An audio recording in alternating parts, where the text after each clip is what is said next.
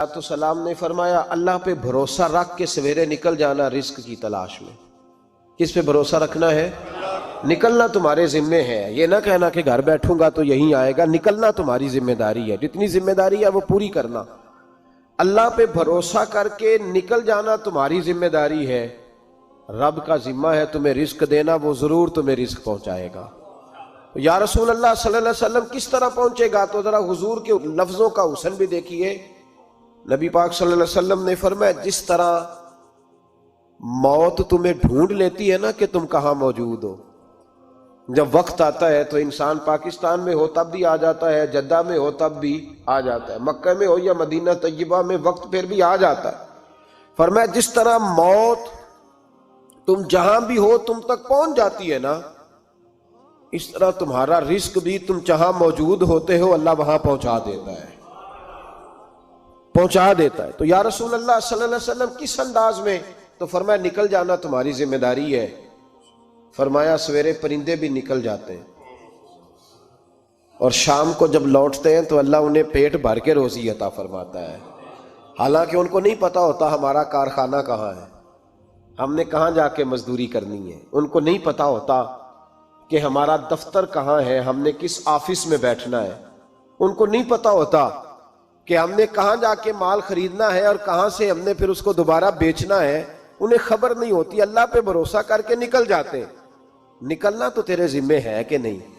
فرمایا وہ تو ڈیوٹی کر، شام کو اللہ جو رب پرندوں کو روزی دیتا ہے وہ تجھے بھی عطا فرمائے گا۔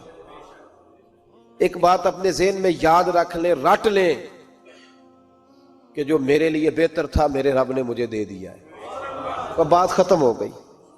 بس وصل اچھا ہے نہ فراق اچھا ہے، یار جس حال میں رکھے وہی حال اچھا ہے۔ بس جو میرے حق میں بہتر تھا میرے رب نے مجھے، مسئلہ یہ ہے کہ تو اس پہ راضی ہونے کو تیار نہیں۔ حضرت علی کرم اللہ تعالیٰ وجہ الکریم نے میرے نبی پاک کی ایک حدیث بیان کی ہے، اور جناب علی جب یہ حدیث بیان کیا کرتے تھے تو حضرت مجاہد فرماتے ہیں یوں لگتا تھا کہ جیسے حضرت علی ہمیں ہر پریشانی سے نکال رہے ہیں۔ مولا علی شیر خدا رضی اللہ تعالیٰ عنہ فرماتے ہیں کہ مجھے میرے نبی پاک صلی اللہ علیہ وسلم نے ایک طریقہ دیا تھا ٹینشن فری ہونے کا۔ آپ فرماتے ہیں مجھے تو بڑا راس آیا ہے، تم بھی اگر کر لو گے تو تمہیں بھی فائدہ دے گا۔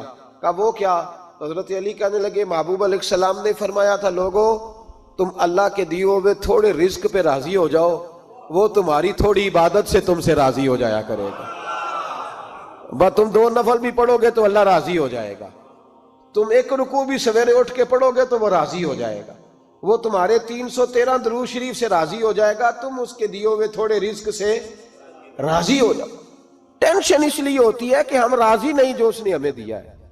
وہ حل میں مزید کی جو دوڑ ہے نا، حل میں مزید کی، بے قدرہ کچھ قدر نہ جاتی، کیتی خوب تسلی ہو، دنیا دار پجاری زردے، کتیاں دے گل ٹلی ہو، بک بک روشن اکھیاں تکیو ویکھ حویلی کلی ہو، تے کوچ نصیر اساں جد کیتی پہ جانی تھر تھلی ہو۔ تو یاد رکھیں یہ جو ہے نا مصیبت کے مال آ کیوں نہیں رہا، وہ سامنے والا پلاٹ میرے گھر کے سامنے ہے گھر کے سامنے، پر رجسٹری میرے نام کیوں نہیں؟ یہ مصیبت سانس نہیں لینے دیتی۔ موٹر سائیکل کھڑی کرتا ہے نا جب آ کے دکان سے روٹی کھانے آتا ہے، دفتر سے گھر آتا ہے، کاروبار سے آتا ہے، تو جہاں موٹر سائیکل کھڑی کرتا ہے وہ ٹینشن بڑی ہے کہ کبھی میری ہو جائے نا یہ والی جگہ بھی، تو میں یہاں بھی بورڈ لگاؤں اپنے نام۔ اس نے مالی پریشانی پیدا کی۔ تو جس حال میں ہے، چونکہ تو نے اپنا یہ حال خود نہیں بنایا، جس نے بنایا ہے وہ بڑا بہتر جانتا تھا کہ تو اسی حال میں اسے اچھا لگتا ہے۔ تو اسے اسی حال میں، ایک بزرگ تھے تو ان کی طبیعت بڑی علیل ہو گئی، بیمار ہو گئے، تو اللہ نے آزمائش دی تو کیڑے پڑ گئے وجود میں۔ ایک کیڑا یہاں سے کھا رہا تھا، اللہ والے بڑے راضی رہتے ہیں اس کی رضا پہ، تو کیڑا یہاں کھا رہا تھا تو نیچے گر گیا، تو بابا جی نے اٹھا کے پھر وہاں رکھ لیا، کہنے لگے جب اس نے تیری ڈیوٹی مجھے کھانے کی لگائی ہے تو میں اس بات پہ راضی ہوں تو نیچے کیوں گرتا ہے؟ بس ٹھیک ہے کھا، جب اس نے تجھے ڈیوٹی جو تیری لگائی ہے۔ سالبہ بن عبد الرحمن ایک صحابی تھے، سالبہ غالباً، نبی پاک صلی اللہ علیہ وسلم کی خدمت میں آئے، کہنے لگے یا رسول اللہ صلی اللہ علیہ وسلم غربت بڑی ہے، میرے لیے دعا کریں اللہ زیادہ مال دے۔ تو محبوب صلی اللہ علیہ وسلم نے فرمایا تو جس حال میں اچھا ہے وہ تیرے لیے بہتر ہے۔ جس میں تو ہے وہی حال تیرے لیے. فرمایا تو جس حال میں ہے نا وہ حال تیرے لیے بہتر ہے, اسی میں رہ. کہ نہیں حضور دعا کرے. فرمایا سال بعد تو باز آ جا. حضور دعا کرے. فرمایا تو باز آ جا. 2-3 دفعہ کہا, ضد کی. محبوب نے فرمایا جا, پھر اللہ تجھے زیادہ پیسے دے گا. چند بکریاں خریدی, اتنی برکت ہوئی کہ بکریوں کے ریوڑ بن گئے. پھر کچھ بکریاں بیچ کے گائے خرید لی, ان کے بھی ریوڑ ہو گئے. پھر کچھ اونٹ اونٹنیاں لے لی, ریوڑ ہی ریوڑ. پہلے 5 وقت مسجد میں آتے تھے, اب فجر اور عشاء رہ گئی. پھر مال زیادہ ہوا تو مدینے شہر میں کوئی جگہ ہی نہیں, مدینے سے باہر حویلی خریدی, پھر جمعہ ہی رہ گیا. جمعے کے جمعے آتے. زکوٰۃ کا حکم آیا. میرے نبی کریم علیہ السلام نے حضرت ابو ہریرہ کو بھیجا. فرمایا جا اسے کہہ تیری زکوٰۃ بنتی ہے 2.5%. سالبہ کے پاس حضور نے پیغام بھیجا. پہلے تو کہا تیرے لیے بہتر نہیں مال. جب اصرار کیا تو بڑی برکت ہو گئی, بڑا آیا تو فرمایا زکوٰۃ دے, 2.5% زکوٰۃ ہے. اب جب سوچا کہ 5 اونٹوں پہ ایک بکری جائے گی اور بڑا سارا مجھے دینا پڑے گا, اب جب غور کیا تو یہ تو نہ کہا کہ میں نہیں دیتا. حضرت ابو ہریرہ سے کہنے لگے نبی کریم علیہ السلام کی خدمت میں عرض کرنا کہ میں خود آؤں گا. حضرت ابو ہریرہ نے آ کے عرض کی یا رسول اللہ صلی اللہ تعالی علیہ وسلم. حضور وہ کہتے تھے میں خود آؤں گا. تو کہتے ہیں محبوب نے ٹھنڈی سانس لی. فرمایا اسے کہا تھا کہ تیرے لیے مال بہتر نہیں. اب ہلاک ہو گیا, ہائے افسوس, ہلاک ہو گیا. ان کو بھی تھوڑی دیر کے بعد احساس ہوا کہ یہ میں نے کیا کیا. نبی پاک کوئی کہہ دیا نہیں ہے, حضور کو کہہ دیا بعد میں آؤں گا. اب دوڑے آئے, عرض کی حضور میں سارا کچھ لے کے آیا ہوں, قبول کر لے.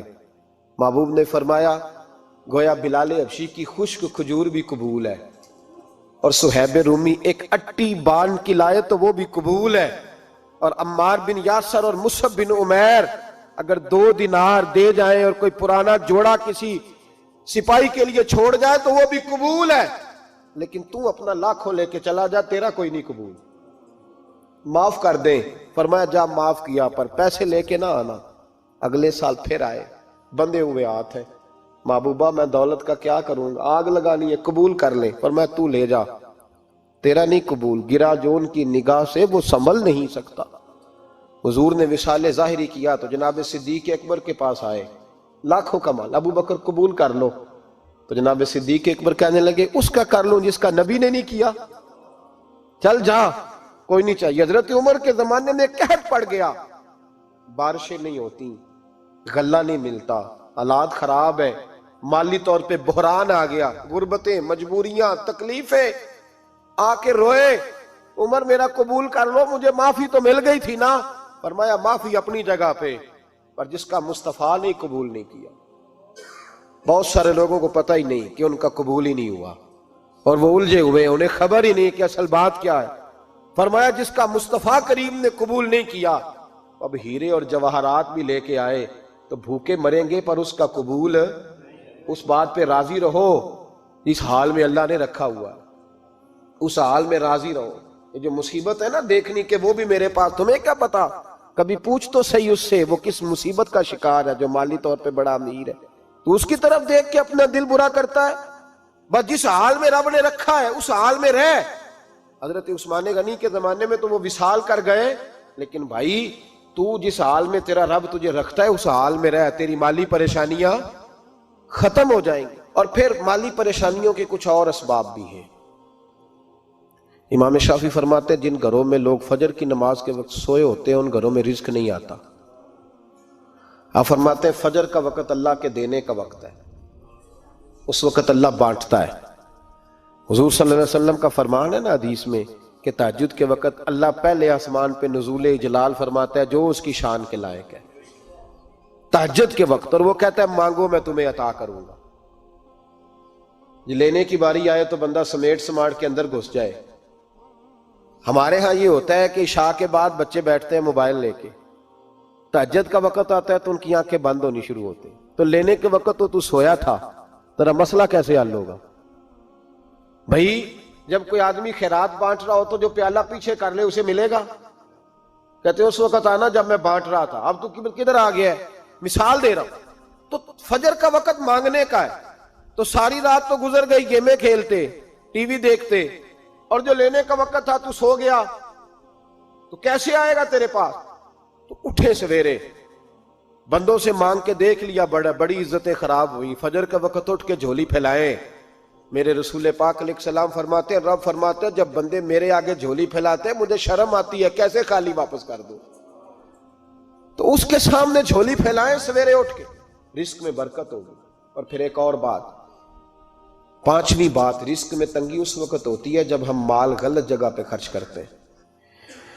اللہ مال دیتا ہے اپنے فضل سے، اور جب ہم اسے ضائع کریں، مثال دیتا ہوں، میرے پاس ایک شخص نے آ کے کہا حضرت جی بچی کی شادی ہے، یا میرا گھر میں کوئی بیمار ہے، یا بڑی آزمائش ہے، 10,000 کی ضرورت ہے، میں نے تھما دیا اس کو، پھر مجھے بعد میں پتا چلا کہ وہ تو عیاشی کر رہا ہے پیسوں سے، وہ تو چلا گیا کہیں گھومنے اور فلاں ہوٹل میں، مہنگے ہوٹل میں بیٹھ کے کھانا کھا لیا، تو میرے دل پہ کیا گزرے گی اس شخص کے بارے میں؟ بلا مثال و بلا تشبیہ سمجھانے کے لیے اللہ نے مال دیا فضل سے، اور اگر عیاشیوں میں لگا دیا، صوفیاء فرماتے ہیں کہ اگر ایک دھیلا تو حرام جگہ پہ خرچ کرے نا، ایک دھیلا، تو 1,00,000 دینار کی برکت تیرے گھر سے اٹھ جاتی ہے، ایک دھیلا حرام جگہ پہ۔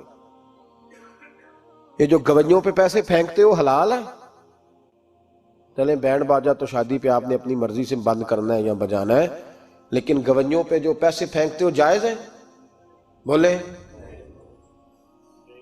تو وہ پھر کہتے روتے ہیں بعد میں لوگ کہ پتہ نہیں کیا ہوا، شادی کے بعد پیچھے پیچھے آئے۔ تو میں نے کہا شادی کے بعد اس لیے پیچھے پیچھے ہاتھ ہو گیا کہ شرابیں بڑی پی گئی، شادی پہ تباہی بڑی اتری، تو پھر اللہ کی رحمت ناراض ہو گئی۔ اور اس پر میں قرآن مجید کی آیت پڑھتا ہوں، رب فرماتا ہے وَمَنْ أَعْرَضَ عَنْ ذِكْرِي فَإِنَّ لَهُ مَعِيشَةً ضَنْكًا، بڑی سخت آیت، وَمَنْ أَعْرَضَ عَنْ ذِكْرِي، فرمایا جب تم میرے تذکرے سے، میرے ذکر سے منہ پھیر لیتا ہے، فَإِنَّ لَهُ مَعِيشَةً ضَنْكًا، تو میں تیری معیشت کو، تیرے رزق کو تنگ کر دیتا ہوں، تو تیری زندگانی تنگ ہوتی، اور جس کی زندگی اللہ تنگ کرے اس کی کوئی کھول سکتا ہے؟ کہتے ہیں بڑی جگہوں پہ گیا ہوں، بڑی پھوکے مروائی، بڑے دم کرائے، حالات صحیح نہیں ہوتے، تو مسجد آ کے توبہ کر۔ وہ کہہ رہا فَإِنَّ لَهُ مَعِيشَةً ضَنْكًا، اعلان ہے قرآن پاک کا کہ جب تو میرے ذکر سے منہ پھیرے گا، روٹی میری کھائے اور پیسے لے کے عیاشی کرے، مسجد آئی نہ۔ حکم تو یہ ہے کہ جتنی جتنی نعمت بڑھتی جائے سجدے بڑھنے چاہیے، لیکن ہم لوگ سجدے کم کرتے جاتے ہیں، فرض نماز بھی نہیں پڑھتے، پھر رزق تنگ ہوتا ہے، پھر اللہ کے عدل کا نظام چلتا ہے، پھر خرابی ہوتی۔ اس لیے یاد رکھیں قرآن مجید نے حکم دے دیا کہ اگر چاہتے ہو کہ رزق میں برکت ہو تو پھر رزق دینے والے کے آگے جھک جاؤ، پھر رزق دینے والے کے آگے جھکو۔ تو مالی پریشانی کا بہت بڑا سبب یہ ہے کہ ہم مسجد کی طرف نہیں آتے، دین کی طرف نہیں آتے، پیسہ ناجائز جگہ پہ خرچ ہوتا ہے۔ غوث اعظم رضی اللہ تعالیٰ عنہ کی خدمت میں ایک شخص آیا، اس نے کہا حضور بڑی تجارت کرتا ہوں،